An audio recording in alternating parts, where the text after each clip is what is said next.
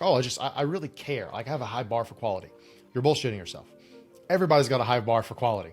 Everybody has high expectations of themselves because you're saying until this is perfect, I can't put it out there. Well, you will never put it out there because it will never be perfect. Perfection is unattainable, which means that perfectionism is expecting yourself to attain the unattainable. The permission you are waiting for will never come. The permission you're waiting for has to come from within. And again, like that sounds like some fortune cookie shit, but it's true. Welcome to another episode of Founders Growth. My name is John Hill. I'm the founder of Adapted Growth. Today on the show, we have Corey Wilks. He is the founder of Creator Alchemy. If you watched one of the earlier episodes with Dan, Corey and I know each other via Dan, so I'm excited to have him in here and kind of talk about his path.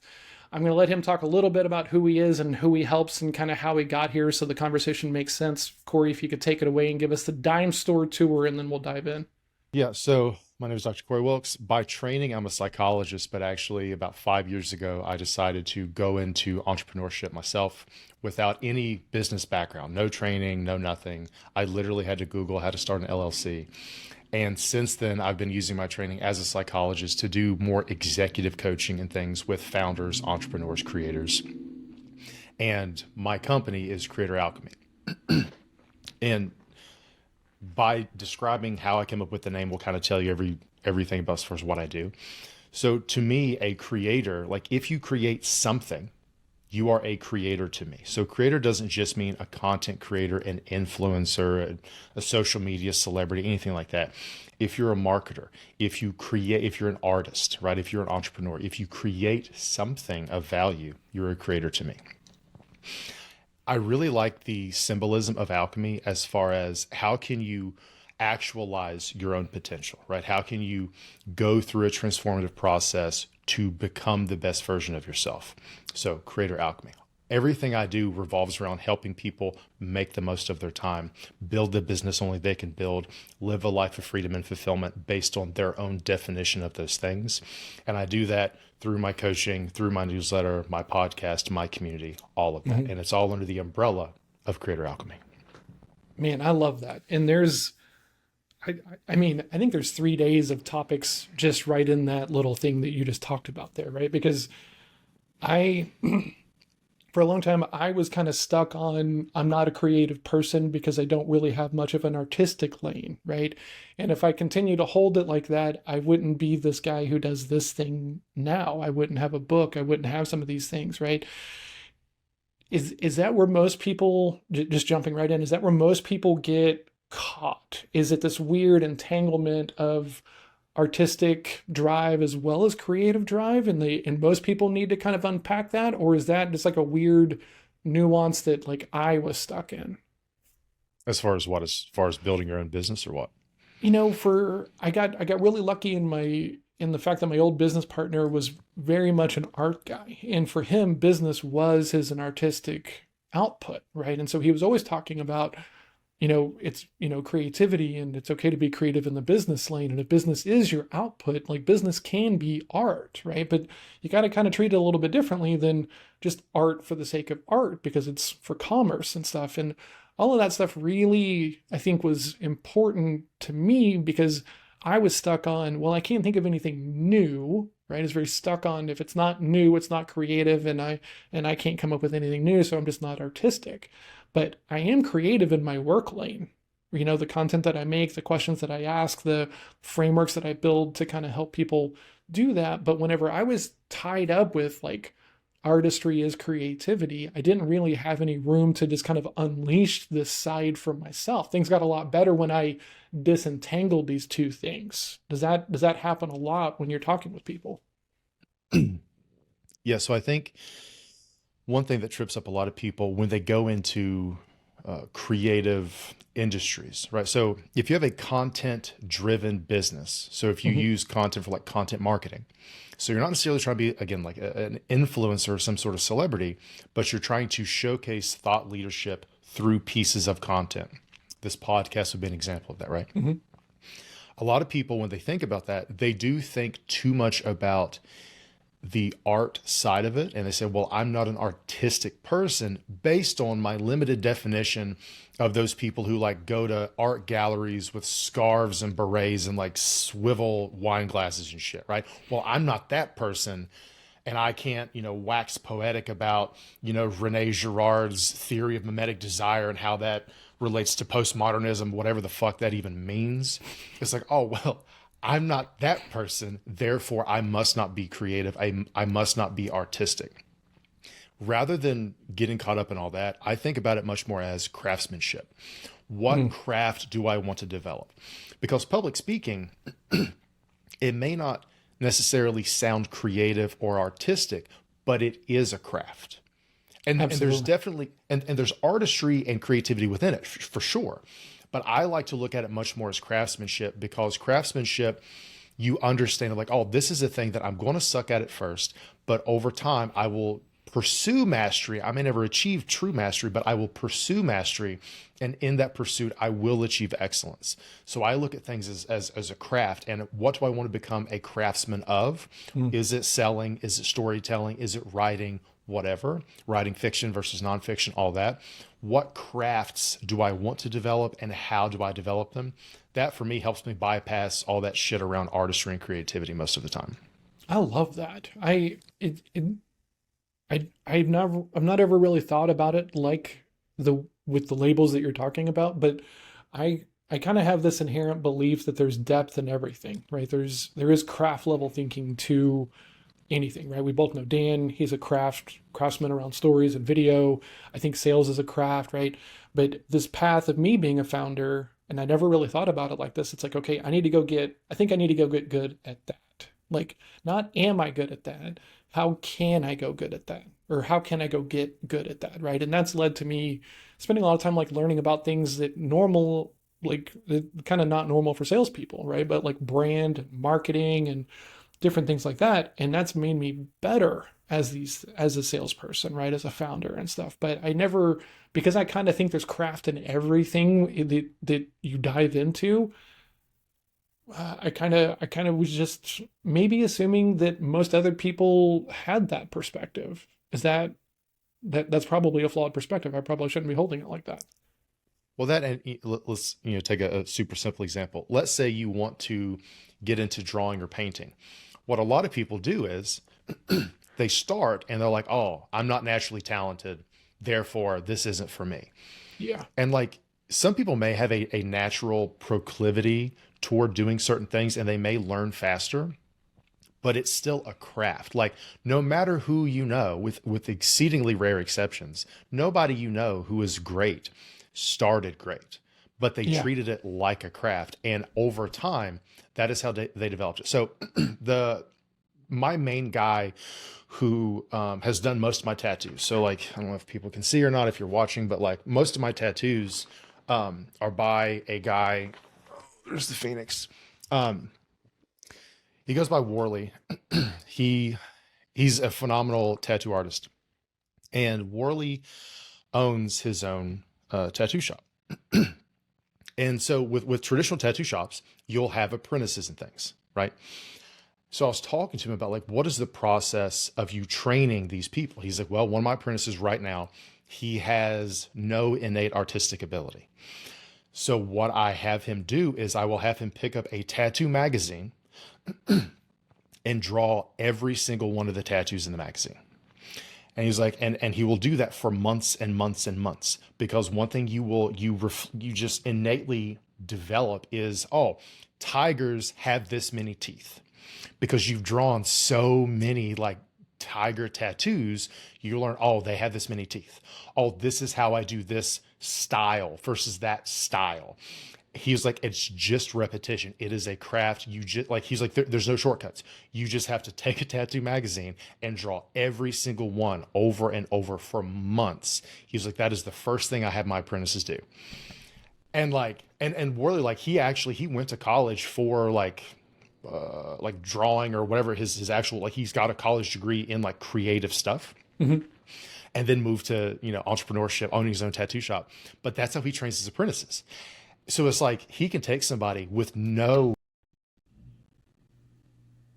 Can't hear you. He can take somebody There you with no actual like raw talent and turn them into an incredible tattoo artist just with his own designed curriculum. So again, like seeing it as, oh, this is a craft. What discrete skills do I currently lack that I need to focus on in order to improve my craft? I like, man, I it's weird because I am this person in the lanes that I have proven out that just by showing up with beginner's mind and white belt mentality, to use a martial arts label and everything, gets me there. But I still have these areas to where I kind of don't believe that I can like just labor my way up to a tier in drawing. This is so like I love this. Drawing has always been one of those things of like, I'm just never going to be good at it, kind of thing. Now, I am this person who's pushed myself to go get good at other things that I've not naturally been good at and everything. But it's also having that curriculum, having that path, I think is a major part to it, right? And there's a lot of people, right? Space is flooded with consultants and coaches and people who don't have a curriculum. They don't have a rubric. They don't have a way, a manner, a method. And it kind of ruins it for people that do have a manner, a plan, a method, and stuff like that. That's just fascinating to me, that the idea that a tattoo artist can show up with just the love of tattoo and still get to that tier of being like an artist. Like, and there's a plan and a way of making that happen consistently. That might have just made my day, honestly. That is so freaking cool. Okay, I'm changing topics wildly because I'm curious. You spend all this time in school, okay? You have the degree, you have all the letters and everything else like this. Did you have a little bit of imposter syndrome, head trash, limiting belief, however you want to label that, about going out as an entrepreneur? Did you feel any compulsion, any kind of steerage towards academia? Like, did you have to fight through that at all? So I love teaching, but I hate academia. So I have learned other ways of teaching sort of on my terms. Yeah. Okay. But ironically, I was invited to teach at my alma mater, to teach a seminar for the other doc students right now on personal branding and like building IP and stuff. But I get to do it my way. So it's different. But I'll put it this way. When I was in grad school, so I spent 12 plus years in college in total with everything to get my bachelor's, master's, doctorate, all that shit. At one point in grad school, we did this homeless outreach event. So again, I was going to, my degree is in clinical psychology. So I focused on doing therapy, right? Mm-hmm. So we did this homeless outreach event in December in West Virginia, in rural Appalachia. So us, the schools of pharmacy, nursing, medicine, a bunch of other schools, we got together and we provided services for people experiencing homelessness in December. So it's super fucking cold, sub-zero temperatures, sub-freezing temperatures rather, you could die. So I went in and I was like, okay, so these people are getting prescriptions, they're getting clothing, they're getting medical checkups. What the fuck am I here to do? Because I was like, these people don't need smoking cessation techniques. They don't need deep breathing techniques. Like they're fighting for their lives living under a bridge in sub-freezing temperatures. What am I doing Where's here? the value, if you will? Yeah. So I went up to two of my supervisors who between them had like 50 years of experience. I was like, hey, when does this feeling like I don't know what the fuck I'm doing go away? And they're like, we'll let you know. Meaning, even they, at the top of their field, decades of experience, still felt that of like, I don't belong here. I don't know what I'm doing. And obviously we provided a lot of help with various other things. But from that moment, I have never experienced imposter syndrome again. Rather, I've never labeled it imposter syndrome again. So now I see it as there's a tension we all feel. So imposter syndrome fundamentally is a belief that you don't belong in the room, whatever that room is, right? It can be a virtual room, a physical one, a conceptual room, right? Of like, my book doesn't belong on the shelf with these other authors, right? You talked about writing books and things. It's that, right? So anytime we start to enter a room we think we don't belong in, we feel this tension of, oh, I'm not supposed to go in there. They're going to judge me because everybody else in that room, they clearly belong to be there. I don't, right? Mm-hmm. So I still experience that tension, but I don't label it imposter syndrome. I label it as like this liminal tension that signifies growth of I am entering a new room. This is me pushing my own growth edges. This is me choosing to evolve rather than stay complacent and stay small. This liminal tension, I call it, is a sign of growth. And I need to lean into this because most people feel this resistance of that tension and they say, oh, let me back away. Yeah. When in actuality, that tension is a signal of like, hey, lean in, move forward, because this represents a new version of you, your identity, your skill set, something. This is an evolution of you and who you are and what you're capable of. This is what you should lean into. So since then, like I've never had like, oh, I have imposter syndrome right now. I'm like, oh, I'm pushing my growth edges. Awesome. Yeah.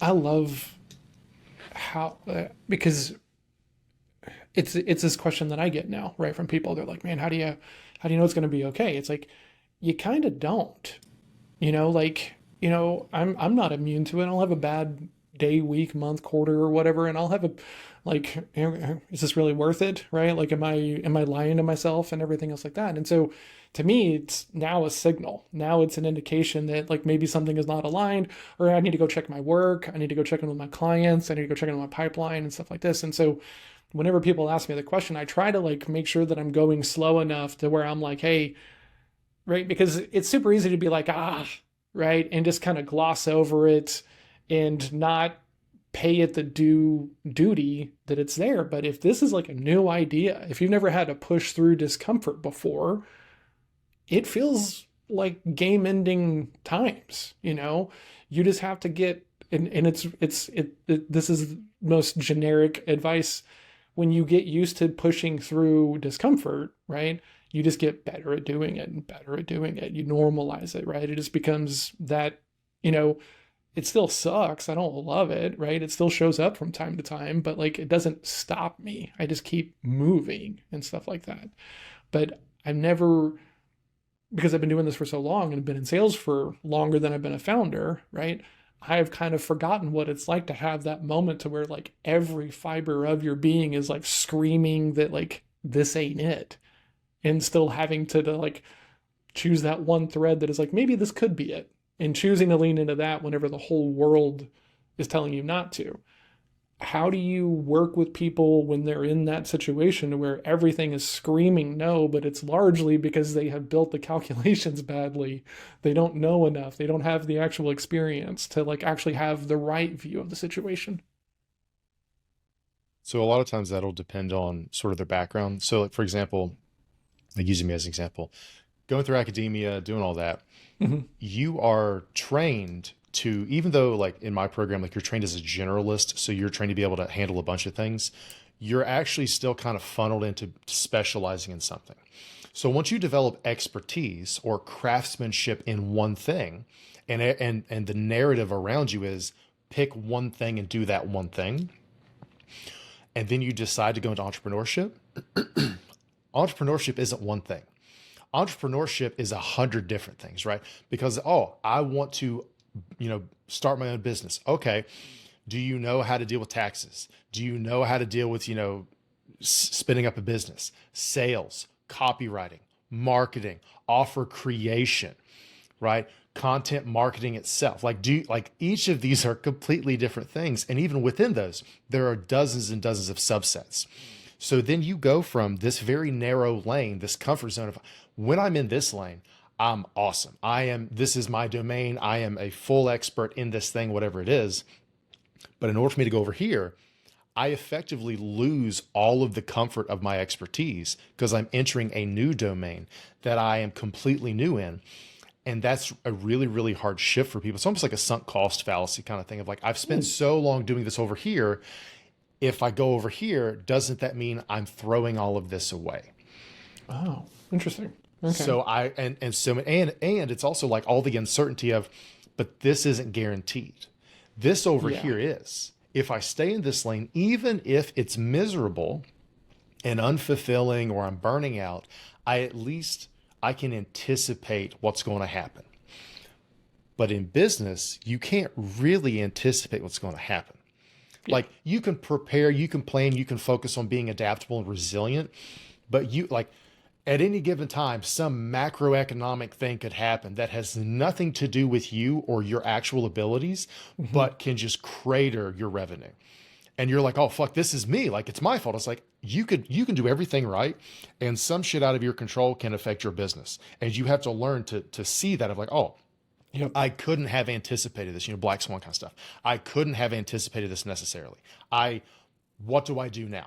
Right? What is within my control? What's without my control? All that. Hmm. So there's a combination of sunk cost fallacy when you try to do something new, but also all of the fear and the uncertainty of, I don't know what will happen if I give this my all, if I go into this, because there's not a script. This isn't a Yeah. color by numbers thing. Regular jobs, as long as I don't get fired, I get my 3% raise. As long as I tick off certain boxes, I get tenure or I get the promotion. And then in Hmm. 25 years, I can retire. And then I'll put that's all predetermined as long as you stay in that slipstream.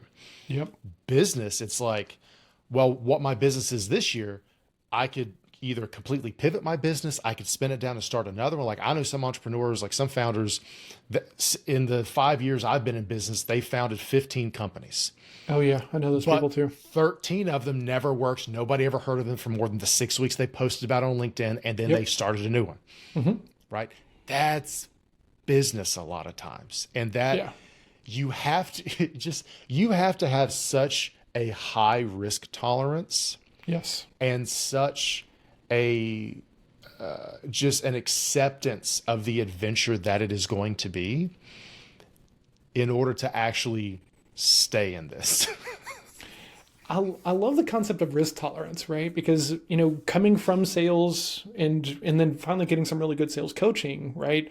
I mean, sales is a game of risk, and sometimes if you just follow the instructions of your leadership, of your boss and stuff like this, you can still miss the performance requirements output and then be out of town on a rail. And so salespeople always kind of have to do this thing of like, okay, do I do it their way or do I do it my way? And there's always this kind of internal fight, right? Coming to entrepreneurship from a non-growth oriented space, right? Academia, psychology, and everything. How did you?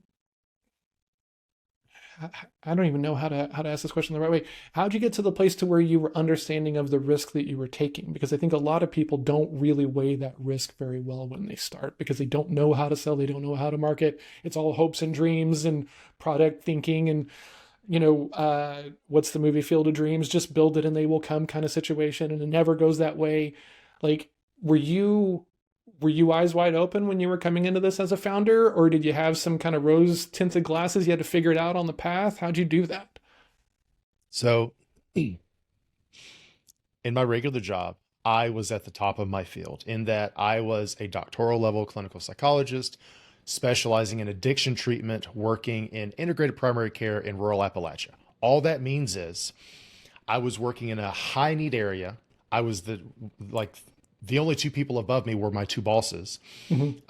I was paid the most other than my two bosses. Would have gotten paid more, but they sucked at haggling and negotiating. So like literally the COO was like, you made a great case, but I can't pay you more than your two bosses. I'm like, fuck, they didn't read the business books I read. But it was a whole thing. Like they kept my salary, whatever. So I was at the top of my field. Again, like addiction is rampant in the areas where I was working. Hmm. So it's like, oh, I have supreme job security. I'm set.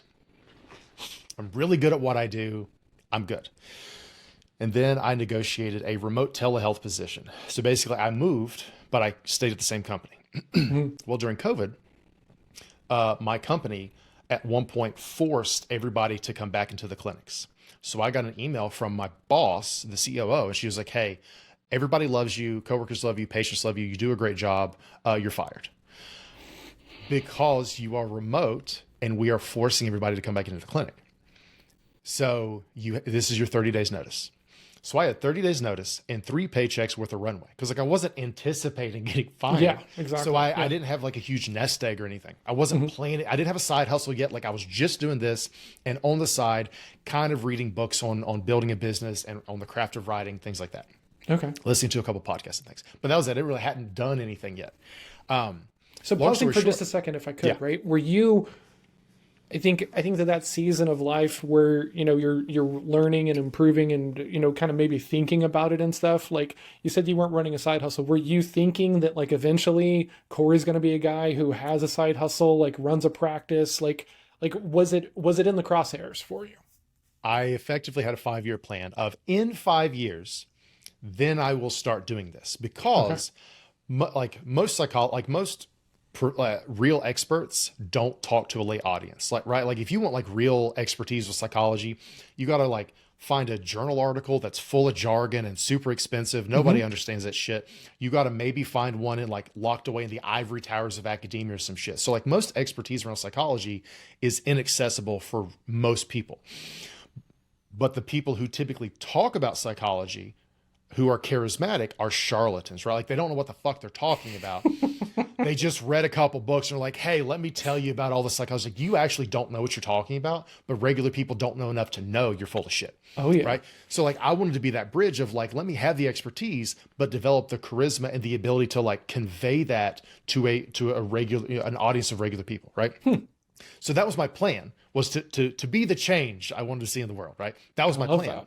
But it was like, oh, but that'll take a minimum of 5 years. So let me just kind of passively read some books on all of that. And then in 5 years, that's when maybe I'll feel ready to do that. Well, that email meant that my 5-year plan became my 30-day plan, Yeah. right? Because I had 30 days. So long story short, I couldn't find another therapy job because just the way licensure worked, I couldn't find another remote job out of that state. I Hmm. wasn't willing to move back. And in order for me to get licensed in the new state would have taken 4 to 6 months. I was like, I Yeah. don't have 4 to 6 months of runway. So it was like, I spent 12 years of my life to do therapy and I literally can't do therapy anymore. What the fuck do I do with my life? I have 30 days to figure it out. So it was like, well, therapy's all I've ever known. I can't do that, but I do have this deep knowledge of psychology. What else can I apply that to? So, dude, like I literally Googled, how do you start an LLC? Okay. Okay, let me do that, right? And I I did love the that. fucking I did, I overpaid for whatever the service was, LegalZoom or whatever it Oh was. yeah. And they have all the add-ons and shit. All the add-ons you don't fucking need. Like, dude, I did all that shit, right? And and it was so much more complicated. Like, okay, how do I get a business bank account? Like, okay, let me go to Hmm. like all of that, right? And then like I started, sharing stuff on like LinkedIn or Twitter or whatever, back when Twitter was Twitter and not X. And I ended up meeting up one of the guys named Nick Wignall. Nick's awesome. Nick was big on Medium. He's a psychologist who also talked about like self-help stuff. Nick was on Medium, and on Medium he had like 200,000 followers. But I Wow. found him on Twitter and he had like 2,000. I was like, oh, Nick will be way easier to hit up on Twitter. It's just, sort of like third door kind of shit. Yep. So I hit him up there. I was like, hey, man, similar journey. I'm just starting out. Any tips you have, would appreciate them. Just wanted to connect because I love your work. And he was super helpful. But one of the questions I asked Nick was like, okay, how do I start a WordPress site? Like, I don't know how to make a website. What is this? So like Hmm. Nick was like, here are some templates. Here are some free templates to get you started. Here are the ones that I used early on, right? That was how little I knew. Because like I grew up Wow. on food stamps and public housing as a kid. Like I grew up a poor kid. And when I Yeah. went to school, all I ever studied was psychology. So I was this doctoral level psychologist, but like I knew no entrepreneurs. I didn't know how to do anything with business at all. I had no connections and I had no social media presence.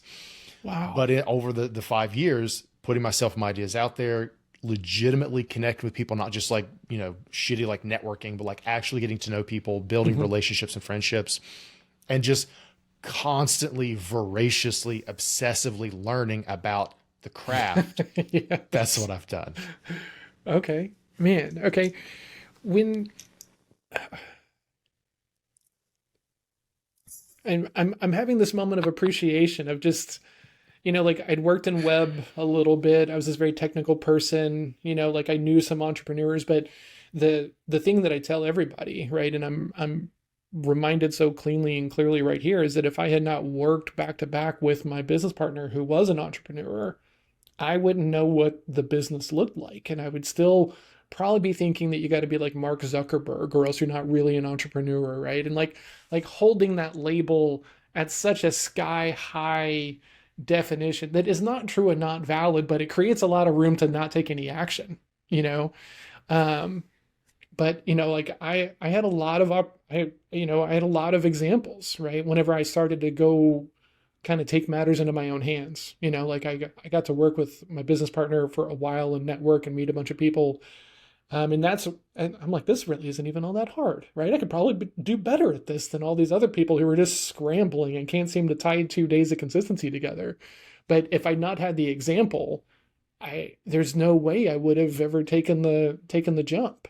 Interesting. So, okay, I love the idea, like just a weird thing here.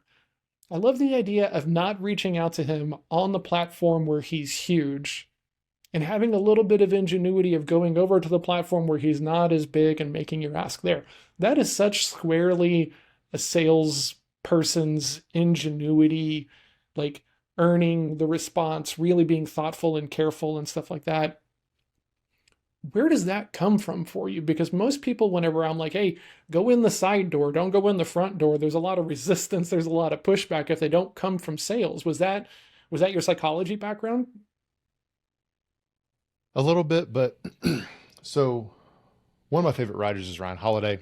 Same. One of his books, The Obstacles Away. So in The Obstacles Away, he shares a story about bananas. And like this, basically, I'll try to condense as much as I can.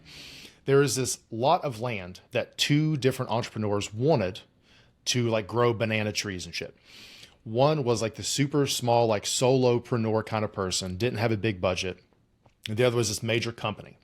Well, the issue was 2 people claimed to be the deed owners of the land. So the company was like, the big company was like, oh, we're going to spend all this money, like doing deep research on like records to figure out who actually is the true deed holder so that then we can put a bid in on it with them. Well, the solo guy, he was like, I don't have the budget or the team to do all that. Yeah.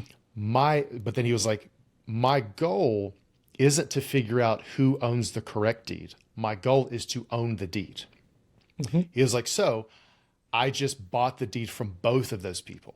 It doesn't matter if one was lying because as long as I buy both, I am guaranteed to have the correct one.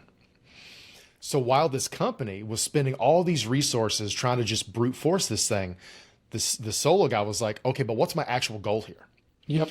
That story has stuck with me ever since. Of like anytime I'm like, what is my goal? Like I don't want to get so caught up in tactics and strategies that I overlook the goal. What is my goal? So like with Nick, my goal was, how do I establish a relationship with this guy who has been an inspiration to me? Okay, what is the path of least resistance to do that? Yeah. Man, I dude, much respect because I think a lot of people get stuck on prim proper stuff, right? And it leads to some of the hurdles where people get caught up, I shouldn't have to sell it. I shouldn't have to market or talk about it any other way other than the way that I want to talk about it, which just creates a lot of room to fail, right? So fast forwarding now, talking about content and trying to help people connect is really what it comes down to. Like to me, content is this really beautiful opportunity to kind of show what you do, show how you do it and everything, right?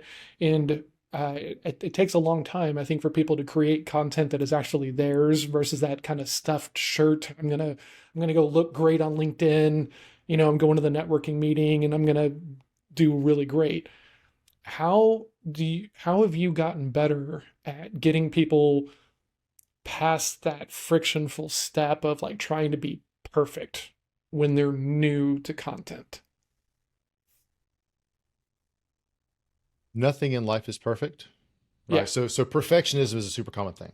My issue with perfectionism is because like, oh, I really care. Like I have a high bar for quality. You're bullshitting yourself. Everybody's got a high bar for quality. Everybody has high expectations of themselves. Okay. It's not perfectionism. You are straight up bullshitting yourself because you're saying until this is perfect, I can't put it out there. Yes. Well, you will never put it out there because it will never be perfect. Right. Perfection is unattainable, which means that perfectionism is expecting yourself to attain the unattainable. But beyond that, people are not perfect, which means we do not connect to perfection. So when you put out this air of perfection, you're not going to connect with people That's Yeah. not what people will resonate with. Versus when you share imperfections, and I don't mean like trauma dumping or some shit, but if you share your imperfections, that's what people connect to, right? So for example, one of my quote unquote imperfections is that I grew up poor. When I talk about growing up as a poor kid, food stamps, public housing, free school lunches, whatever, there's a large number of people who immediately connect with me over that shared, again, in air quotes, imperfection. 100%. Yeah. Or if I talk about, my accent or growing up in Appalachia, some people may say that that is an imperfection, right? Because like, oh no, you can't sound country, you can't sound like a redneck, like you have to like, fucking the Mideast news anchor accent shit, right? And it's like, if I share my accent, if I share some of my background, that is a shared imperfection that people will resonate with. 100%. And even if they're not from Appalachia, right? Like you can be from anywhere, right? Like, fucking Germans would be like, oh, I get that. Cause like I let my accent come out, right? Yes. It's a shared experience with like a different version, I think, right? But like that shared experience, oh man, like when we can just be okay with it. That and like, so I write under my name for everything. Same. Early on, I started trying to write under like a business name, a company. Oh yeah, and it's like the royal we shit and everything else. Yeah. We take this data-driven approach, Yeah. and then like I remember, I get to work with my wife, which is one of the coolest things about doing this thing that I'm on. And she goes, "Who's this we?" Who the fuck And I was is like, we? Yeah. well, eventually when we're bigger and we've got team and she's like, "Oh, so there is no we, it's just you." Like what if we, and it was so helpful, right? Because like you just kind of get stuck in these like weird eddies of reading other people's content and following other people's paths and stuff. And it was so delightful because until that and if anyone else had come up and been like, "Who's we?" I'd have been like, "Shut up," right? I'd have been like, "Don't limit my dreams." I'd have been this weird, petulant asshole like in that moment. But she's like, "Who's we?" And I couldn't hide from it. I couldn't deflect it. I couldn't do anything. And I was like, "You're right. Like if I want to be real with people, they're going to be working with me. There is no we at this stage. So why am I obfuscating? Right? Who am I trying to protect?" It's wild.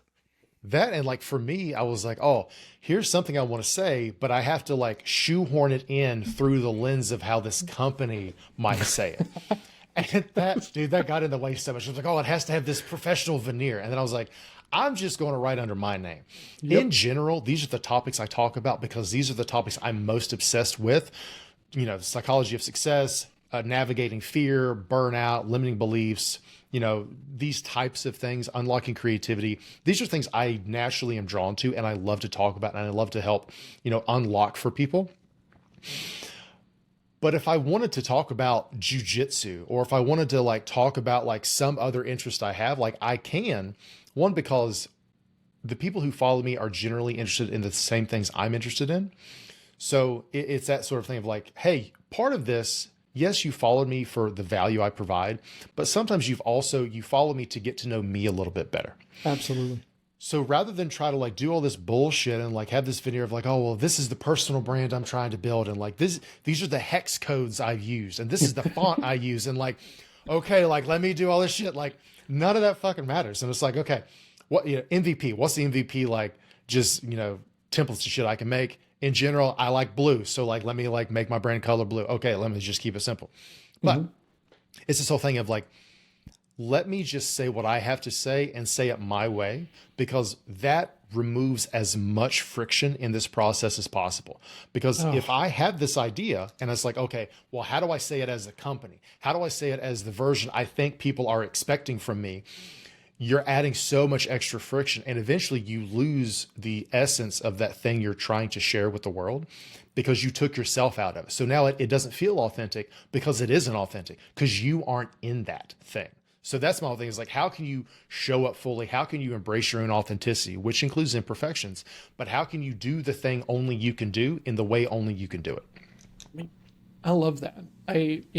Whenever I was a stock sales rep and I was a very quiet, introverted guy. I have a stutter, I'm not this gregarious, normal kind of salesperson and everything. And I would hear advice about be yourself. And I'd be like, no, nah.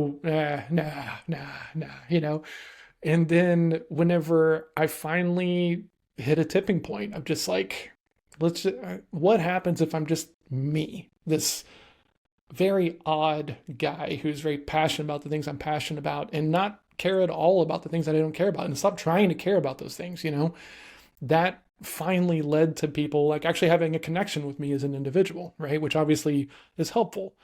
And I think if you're a consultant or a coach, or most of your work is one-to-one with clients, your content has got to get to that level, or else they don't know who they're dealing with. And then it feels to them like you're just there to close them. You're just there to sell them, right? And this is the bane of most salespeople, because they don't let enough of their own humanity into their conversations and into how they do the job.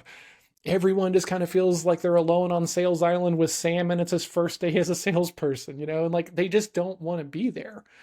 But when you can bring I call it bringing your whole ass self to work, right? When you bring your whole ass self to the job, right? Whether it's a salesperson or a founder or marketing or anything else, my best content has been around jujitsu.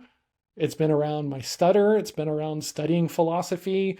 It's about these things that I was terrified to talk about whenever I first started to write on LinkedIn, because that human connection. I literally had a guy one time, right? We hit the call and he goes, "Hey, real quick, you're the martial arts guy, right?" And I was like, "Well, I think there's a lot of us. Can you give me some more information?" He was like, "You talk about Kung Fu and Jiu-Jitsu?" And I was like, "Yeah, I do talk about those things. Why?" And he goes, "I was going to ghost you. And then I remembered that you talked about these things, and I wouldn't do that to someone who trains." And I was like, it was this very first moment of just like, oh, it really works, right? And so then it was just permission almost to like, what other weirdness that makes me can I bring into my content, into like, how can I flesh out the picture in the most meaningful way possible before the call, before the moment of pressure of like, hey, give me money to help you fix this problem that you want fixed, and it's that permission is very, very interesting. I think some people need a framework, they need a path, they need a way, they need a method, but I think most people just need permission. Has that been your experience with like getting people to lean into content and putting themselves out there? So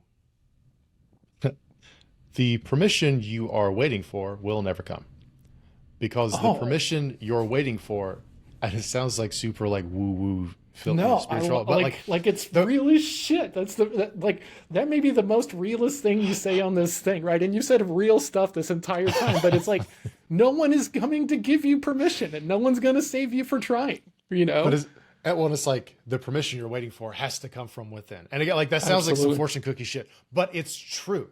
Like there, one of my friends, his name's Jay Yang. He's got this book, You Can Just Do Things. Dude, I fucking love Jay. I What fucking a love Jay. great title. You can just Yeah, do it's things. the power of permissionless action. So I rep Jay in his book all the time. So like Jay now, I think I'm he's like writing that 19. down. Yeah, Jay, and this is self-published too. So man of his word, he didn't wait for permission from a traditional publishing house. He did this on his own. Yeah. So Jay, I think currently is 19. Before he graduated high school, he had already interned at Beehive, like the newsletter company. Yeah. He was working for Noah Kagan, I know founder Noah of Kagan. AppSumo, Yeah, like I 80 know plus Noah million Kagan. in revenue a year. Helped Noah on his best-selling book, Million Dollar Weekend or whatever Yeah, it was. Million Dollar Weekend. Yeah. Yeah, yeah. Jay was part of the team that helped promote that and things. And now Jay is working for Alex and Layla Hormozy, right? Helping them with like growth and shit. So like, and again, Jay's 19 years old. Okay. The way that Jay has been able to do all this. At one point, Jay saw like his team, their growth and what they were doing with social media and the newsletter and things. And he was like, hey, I actually, I fuck with growth. This is what I've done for my own channels and for across social media. He was like, here's what I see you're currently doing. Here is what I would do differently to help you grow more. Step by, like just laid all of it out, like kept no secrets. Here's exactly the play-by-play of what I would do. He was like, and at the end, because he sent him like a 20, 30 slide deck of all of this. He was like, here are like 5 social media posts locked and loaded, ready to go. All you have to do is copy, paste, and hit publish. I made them for you free of charge. If they work, awesome, hit me up. If not, no worries. So Jay did all of this and then like sent it to them. And like the issue a lot of people do is they're waiting for permission. Like we've all seen of like somebody shoots you a DM like, hey, I've got an idea. Mind if I run it by you? You're asking for permission. Or like, hey, would you like to set up a call to do this thing? Or like, hey, I made this video to help you increase your sales and hit 10K MRR or whatever. Mind if I send over my ideas? You are asking permission. You are blowing the one chance you had, but also you're not demonstrating any expertise or trust. When Jay was like, here's everything, Noah and his team could read through and be like, oh, this kid's legit. He knows what he's talking about. Yeah. Sure. And Jay, he's done that time and time and time again. Jay lives by this permissionless approach. I think that too many of us, because we've, whether it's culture, conditioning, whatever, we are raised to wait for permission, right? Even in school, you had to wait for permission to go take a piss. We're like, hey, teacher, can I go to the bathroom? And they could legitimately say no sometimes, which is insane, right? We're constantly waiting for permission from parents, from friends, from bosses, from whoever. So then in entrepreneurship, you're like, I can't do this. Somebody's got to tell me I'm good enough to do this. Somebody's got to tell me I'm allowed to do this. Yeah. Somebody's got to tell me I'm allowed to make a pivot, or that I can start this business, or I can change this business, or I can embrace my authenticity instead of trying to be this public persona, this weird, perfect thing. And you're constantly waiting for permission to do the thing you want to do. Yep. And the reason you keep waiting is nobody is sitting around being like, I bet John's waiting for permission to do that thing. I should hit John up and tell him, hey, buddy, that's a good idea. Go ahead. Nobody's going to do that. Yeah. Yeah. Man, so it's interesting because hold on, I'm thinking for a second to make sure I'm not talking outside of school. Okay, so I'm very permission driven in my interactions with others, right? And I teach a very permission driven forward kind of like sales methodology, right? Because, when you can set an agenda that gets buy-in and everything, you don't have to be as salesy and everything else like this on the backside. But, and I was about to be like, well, no, like, hold on a second, but in my actions, like in my actual core actions and the ways that I run my business, the way that I plan my days, the way that I take my actions and everything, I don't wait for permission, right? So it is this thing that I do in my conversations and in my attempts to collaborate better with others, right? Because like when you decide to have a team, I think there is another layer of this of like, you need to be, a little bit more buy-in seeking, alignment seeking and stuff like that. But no one's going to tell me when to pivot my business. Like I'm going to look at the signals. I'm going to do like, no one gave me permission to write a book, right? Like no one even told me that it was going to be worthwhile. I just decided to go and try and just started to have a daily count of 1,500 words. And okay, now what? So it's fascinating because like, I think of myself as this very, like I'm not a big personality in the way that I think of big personalities, right? I'm not going for people's knees. I'm not trying to cut people out or anything else like this, but I'm also not waiting for permission. You know what I'm saying? And like, it's weird. I'm having this moment of like a little bit of indignation, right? Like that someone should come tell me what to do with my business and stuff like this, fascinating. Well, so, Seth Godin, Permission Marketing, right? It's one of the classic books. So permission, or maybe a different way to look at it, consent is an important piece when there's another person involved. Permission and consent. I love that split of the onion, man, because like as a sales professional, nothing tilts me more than just that launch into the 3-minute pitch to where like there's not even a question being asked. Like you're not even good at this yet. Like, oh my gosh, But like one of the things that, Seth Godin would talk about is, like a pop-up or a lead magnet, right? Like that is effectively asking permission to contact that person again and again. Mm-hmm. Well, when you're involving another person, that can be important, right? Especially if you doing it would be some sort of, burden to them or annoyance to them, right? Or especially if it could harm your reputation by doing that. Yep. right? Again, like the DMs I get all the time, or the message, or the emails I get Hmm. is like, hey, here's how I could, I'd love to help you. Well, the common one right now is like, I could help you get 50 to 60 like book 50 to 60 calls a month. It's like, motherfucker, I don't want a full-time job. You have provided no value, but my ass sitting on a phone for 50, 60 fucking calls. Like, Well, that's an obligation and a burden you're offering me. Who the fuck's saying yes to that? Okay. But and it's just like, I've that's a never full-time talked to you. job. Yeah. Like, I've, that's just so funny, man. Because like I know people who would be falling over themselves to be able to afford 50 to 60. Now here's the thing, right? They're not going to close any of that, right? no, Because that's they the don't know point. how to sell, they don't have systems, they don't know how to warm up cold trade. So like it's a nightmare. But like, oh, right, when you know what people are willing to buy, you can go find the line of people. You know what I'm saying? So like, I don't fault those people, but most people are not even educated enough to see how much of a waste of time that's going to be. You There's know? that, but it's also like, you and I have never, like, if somebody shoots me a DM like that, it's like, you and I have never talked. We have no trust, no rapport, no No. nothing. Yeah. And you are offering me something that is a terrible offer for me specifically. Or like, hey, Corey, have you ever thought about turning your content into courses? And it's like, that proves to too. me you've never looked at my fucking website to know what courses I have, right? It's shit like that, okay? Versus, especially when it's just you, a permissionless approach is critical to just starting, because that's the biggest thing. Is like, people wait for permission to start, or they Yeah. wait for permission to trust themselves and their own judgments. That's the biggest thing. Hmm. Now, yes, it can turn into, like, basically asking consent to continue a relationship with somebody in some kind of endeavor, for sure, right? But even some, like, the difference between saying, hey, I have this idea that might help your business grow, mind if I send it over? Versus, hey, I've followed you for 6 months. You and I, we've talked in the comments back and forth. I've studied everything. Here's a playbook of how I would help you if we work together. No obligation. Just look it over. If it sounds good, would love to talk. If not, no worries. Hmm. That, from like a sales perspective or like an outreach perspective, is significantly stronger, Oh, yeah. because you're showing me how you think and how you would approach this, rather than, because again, a tactic people use is, hey, Corey, I've got some ideas, would love to send them over. Oh, Mind if I yeah. do that?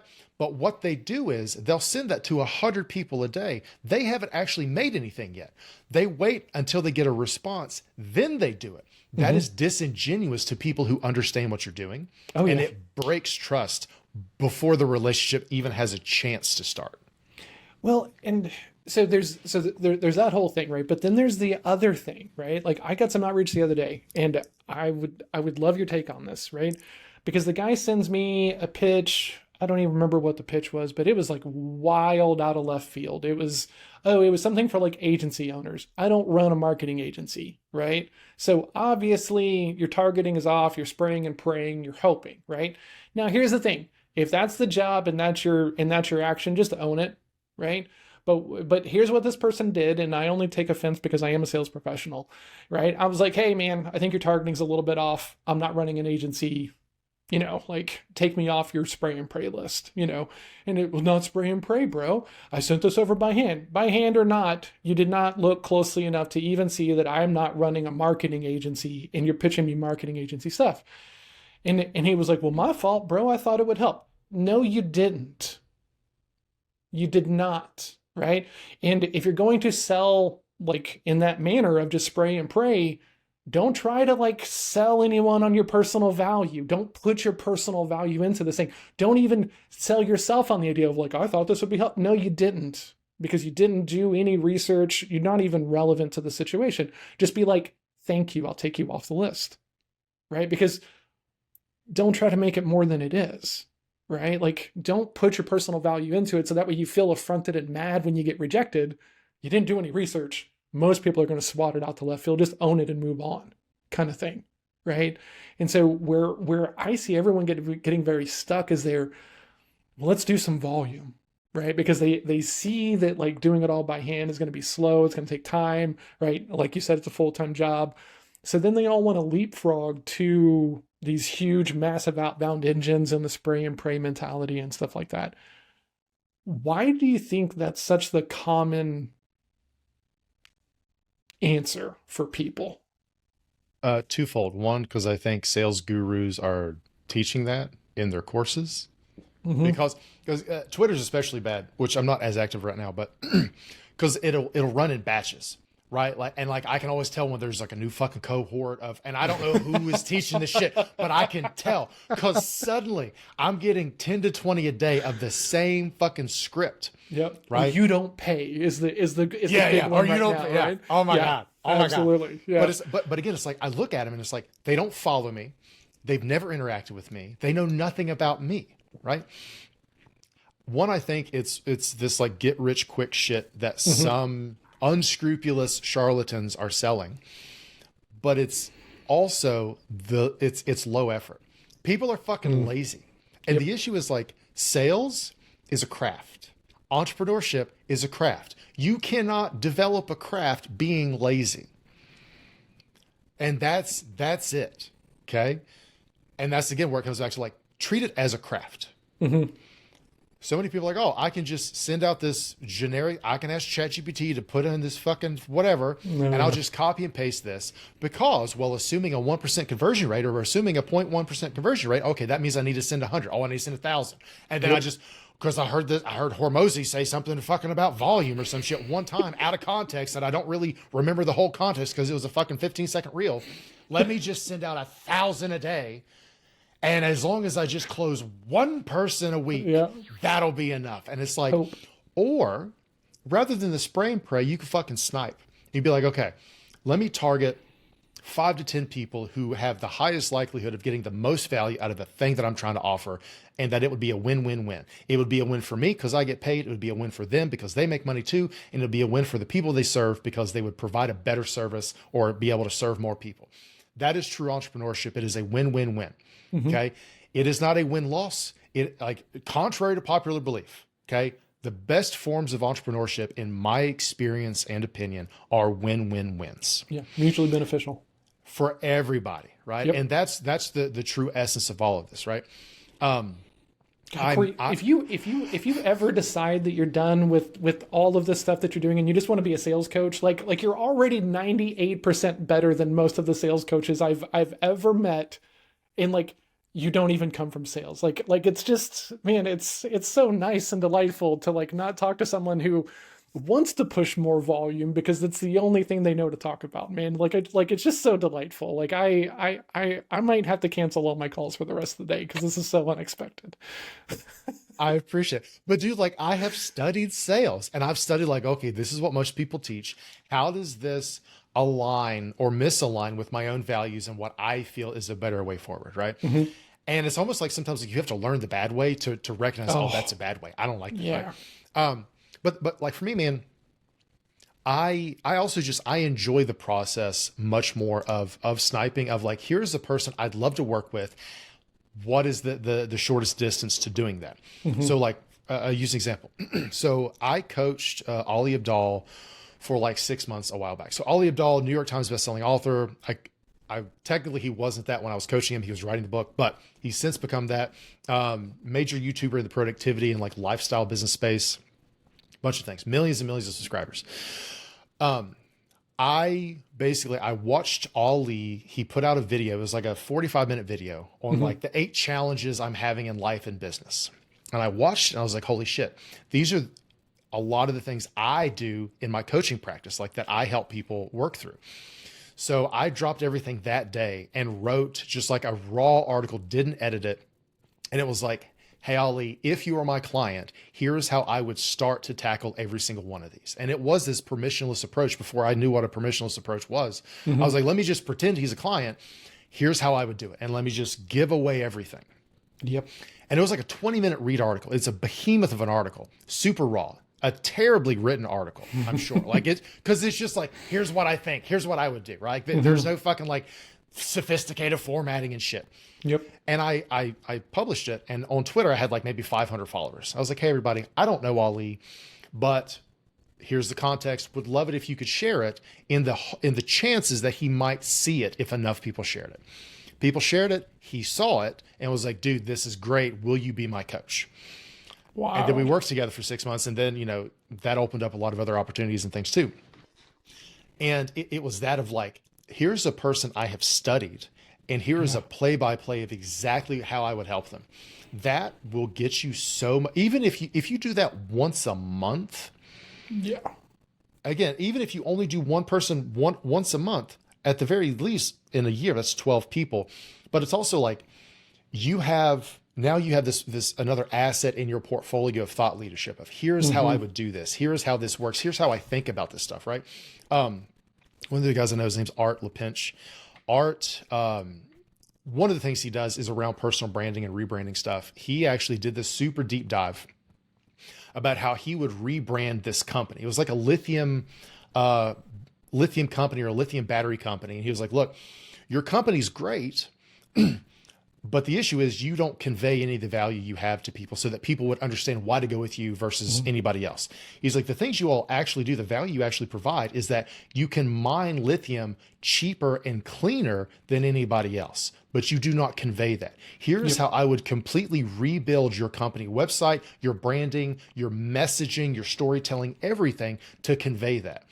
Well, the thing is even if that company didn't see it or didn't want to work with him, he now has this, and he's gotten a lot of like Yep. other founders and CEOs, whether they have wanted to work with him or they're like, hey, if you're a company looking to rebrand around storytelling and all this other shit, hit up Art. Here's an example of how he did this. Yes. Yeah.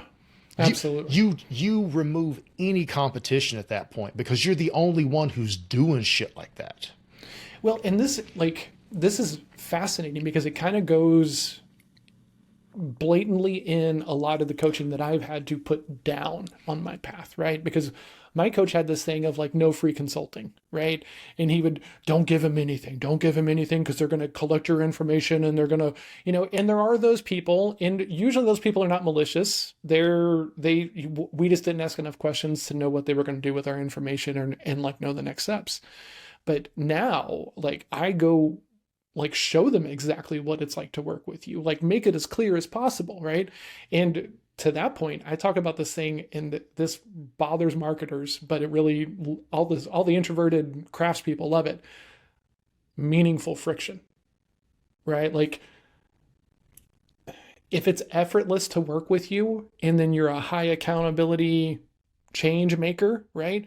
And you're in there and you're giving as good as you're getting and you're challenging them and you're actually driving, like it's likely that a lot of people are like, man, you were so nice during the sales process and now you're being kind of hard to deal. Like, did you forget why we're here? Like, you have to show them meaningfully what that whole thing looks like so that way they have an accurate representation, because coaching is tough, right?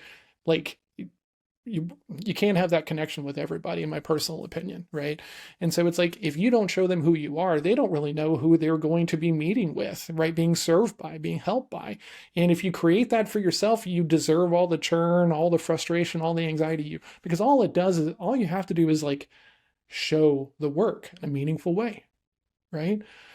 Corey, I do think I could probably talk to you for like 3 months on just sales stuff, right? Like I love your grip on it, as a person who comes from psychology and a person who studies it now.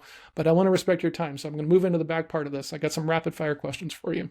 Cool. And I'm happy to come back anytime. So we can always do a part two. Okay. For the singles upon singles of people who are watching this because it's new, right? If you want Corey to come back, let us know. Come hang out in the Slack community. Send me a message, comment. I would love to have Corey back, but let's make sure that the people who are watching this enjoy it. So Corey, when you think about content today, giving yourself permission, removing the fear, removing any of these things, right? What is the most important lesson you would give to a founder who's starting today?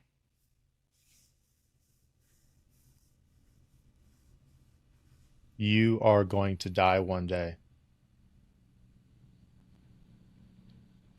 Whatever insecurities you have, whatever self doubts you have, whatever lack of knowledge, lack of skill you have, pales in comparison to the fact that you are 100% going to die one day.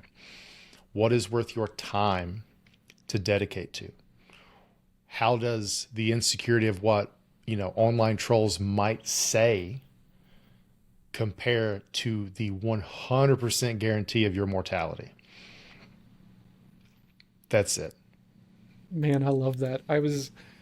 I was trying to explain to my daughter the other day, who's all of 14 years old, the beauty of meditating on your death, not fleeing from it, not running away from it, just looking at it honestly, right? And she, being 14, this is kind of an uncomfortable concept for her. But I was like, when I do that, when I appreciate the fact that no matter what happens, I'm going to die, it creates this room for me to want to make the most out of every moment that I have. But you have to decide this for that appreciation to show up, right? So meditate on it, plan for it, talk about it, have a will, right? Like go do all these, especially if you're a founder. Oh my God, like go document everything and make sure that everyone has a plan and a path, because it is inevitable. We are going to die. We could talk forever about that, but we're not going to. My fault. So what I also love to ask in this moment is, the internet, social media communities are filled with mantras, dogmatic advice, and some of it is helpful and some of it is kind of hard to hear until you go through it. What is the advice that you had to go learn for yourself the hard way because you couldn't hear it until you went and figured it out for yourself? Lone wolves die in the wild. Right. So like Yep. we all want to be the exception. We all want to be able to just like through just sheer will and personality and intelligence to just do it all ourselves, survive, thrive all alone in a vacuum. And that isn't the reality of business, the reality of and life in general, but the reality of business, you hear cliches like, oh, it's not what you know to you know, or your network is your net worth, all those shit. Mm-hmm. But the reality is, whether it is meeting people who are ahead of you, who can mentor you, and I don't mean like a formal apprenticeship, but they can just like share some insights or wisdom, that is really helpful. But also just meeting other people who are at a similar stage in their journey, because when you completely doubt yourself, and again, macroeconomic conditions crippling your business, or you're new and don't know anything and nothing seems like it's working, but you don't know if it actually isn't working, or you're just too early to have hit an inflection point and you don't know whether to, pivot or persevere. You've read all the fucking books and shit, and you're like, okay, the books made this sound way simpler and way less terrifying. Fuck, like I read the Lean Startup, but I don't know what the fuck I need to do right now. Like you've done all this shit, right? Having real people that you know and seeing them succeed is an example of, oh, concretely, this is possible to do. Real shit. It's possible to succeed as an entrepreneur. It's not a fantasy. It's not some celebrity. It isn't Mark Cuban that I follow on Blue Sky or some shit. Like, I love Mark Cuban, but it's like, if you don't know Mark Cuban, he's only so inspirational. Yep. But the person you met, who you've talked to, you've had coffee with, you went to their house and played video games or some shit, that's the real person. Like, okay, well, I'm questioning myself right now, but I know they've done it. Awesome. And it helps anchor you in reality because you have real concrete models of this success. Man, okay. I have to ask you this question because we've talked about books so many times, and I normally don't break this format, but I'm just so curious. Have you read the Annie Duke books? No. What are these? Okay, so Annie Duke is a professional poker player, okay? But she was on a psychology path and then was dealing with anxiety and not alignment. So she has two books, okay? One of them is called Thinking in Bets, right? And it's really about not being too focused on the output, but more on the decision-making process, because poker is a game of probabilities and incomplete information. So it's more important to have good thinking processes and be divorced from the outcomes, because luck is such an important factor. The secondary book, which I think, they're both very, very, very good. The second one is about the power of quitting, right? Because most people view quitting as like failure and, all cowardice and everything else like this. But I think as a salesperson or a founder, knowing when to quit is also knowing when to pivot and knowing like how to stay ahead of these things. So, with your discussion of books, I was curious if you'd read it. Highly recommended. If you have not, I think you would geek out, especially on the second one about knowing when it's time to call it, as opposed to, lying to yourself, deceiving yourself, telling yourself that it's just a matter of time whenever you don't even know what that path looks like. So Sorry to get sidetracked around there. I was just curious if you'd read it. Last question, Corey, and then I will let you go about your day. Dude, thank you so much for doing this again. This has been such a cool conversation. You've been in the game for years now, right? You've learned a lot along the way, right? And things have changed since you started, right? They've changed a lot since I've started. What do you see founders doing today that causes you concern, makes you worried they're not going to get the traction they need to stay in the game? They are outsourcing too much to AI. Okay. What do you like? How do you split that a little bit, right? Because that's kind of a polarizing opinion in today's age, right? So how do you cut that a little bit cleaner? Outsource the things that you don't want to become great at. Never outsource your craft, whatever that craft is. You decide what your craft is, or the subcrafts within your overall craft. You decide what those are. Never outsource those. Because whatever you outsource, you can't improve upon. Like, you can't improve at shit you outsource. Okay. So for example, if I want to get better at writing, saying, hey, ChatGPT, here's the topic I want you to write about. Here's the format. Here are, a couple points. Make it for me and make it pithy and, quotey and shit. Make it pithy, right? Make the sizzle. Yeah. You have forfeited the opportunity to have a rep developing your craft of writing. Okay. I love and that. It legitimately doesn't matter if whatever slop ChatGPT or Claude shits out, if it's better than what you could create or not. That is irrelevant in the short term, because in the long term, you make enough shitty things. If you're actually iterating and shit, you will develop that craft. But if you keep outsourcing it, you will never improve at that craft. Right. So use it, outsource. So like editing, I suck at editing. Okay. So maybe sometimes, obviously humans are going to be better as far as like getting like a human response, because AI also has a bias to please you, right? AI is like a fucking dog, right? It's just like, oh, hey, that was really good. Oh, this is really insightful. Like, oh, this is really good. Oh, shut the fuck up. We need a cat AI, right? Kind of like, this fucking sucks. Let me put my asshole in your face. Like, we need more cat-like AI, okay? It'll keep you That might be humble. the title of this video. But it doesn't matter if it would put out something that is better than what you can right now, because if you have identified this is the craft I want to improve, then that means you have to do it. Oh, yeah. Okay. Okay. So I had this moment earlier this year, and I think you'll appreciate this thing, right? I have been on this path for 7 years now, right? And I had this moment earlier this year to where I kind of realized that I'm fighting the wrong battle a little bit, right? Because, I've now gotten to the place to where I'm okay with the fact that I'm a better coach and trainer than I am a salesperson, right? But that's a bit of an identity shift, because there are a whole lot of people who are like, well, if you're such a good salesperson, why are you teaching this thing? Because you got to be better at it to teach it. But we'll talk about that another time. But then I also realized that, like, I kind of have this weird, I'll always be part of my sales function. I'll always be part of my sales function because I think it's important, right? And it's only important if that aligns with my goals, right? But if my goals are shifting, right, and they are a little bit, right? I want to get bigger. I want to have more coaches. I want to have more people who can represent some of the stuff that I don't have to deal with. My lane of greatness is not tied to this thing, right? So like seasons of change and, focusing on the right battle, right? We might just need to do a part-time on part 2 on knowing when to put down some of the beliefs and the identities that have gotten you here. Because one of the lines that I really like a lot is the things that got you here aren't going to be the things that get you there.